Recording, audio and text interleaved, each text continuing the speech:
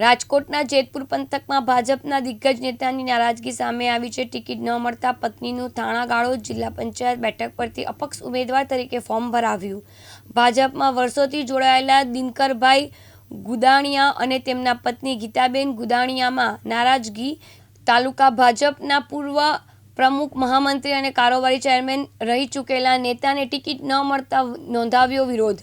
વર્ષોથી પાર્ટીમાં સક્રિય હોવા છતાં ટિકિટ ન મળતા સમર્થકો અને મતદારોના વિશ્વાસને જાળવી રાખ્યા લીધા અપક્ષમાંથી લડવાનો નિર્ણય। ભાજપમાંથી રાજીનામાના સવાલ પર નેતાનું નિવેદન, સમય આવશે ત્યારે જવાબ આપીશું।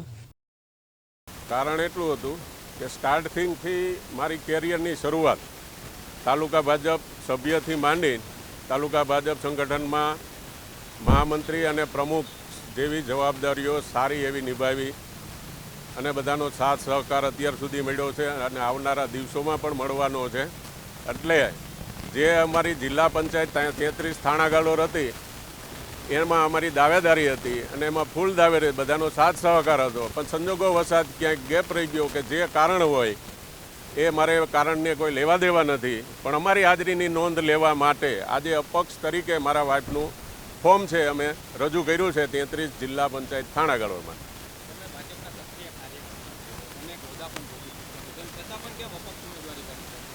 અપક્ષમાં કરવાનો કોઈ મતલબ નહોતો, પણ મારી હાજરીની કાંઈક કોકને નોંધ લેવી પડે। મારા જે સમર્થકો હોય એનો જે મારે જે વિશ્વાસ છે એ જાળવી રાખવા માટેની વાત છે। મને કહેવામાં આવ્યું કે તમે ઉમેદવાર છો 5-7 દિવસ પહેલાં, તો મેં મારું વર્ક જે હતું એ મારું કર્યું। આખી મારી 33 થાણાગાળો જિલ્લા પંચાયત મેં ફરી લીધી હતી। હવે હું કઈ રીતે જઈ શકું કે હું ઉમેદવાર નથી?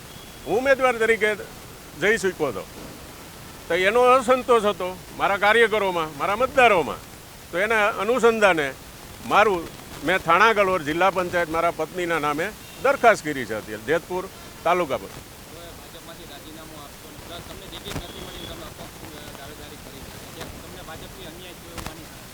અન્યાય પછીની વાત છે અને જે કાંઈ છે રાજીનામાની એ સમય કહીશ। આશીષ પાટડિયા, દિવ્યાંગ ન્યૂઝ, રાજકોટ।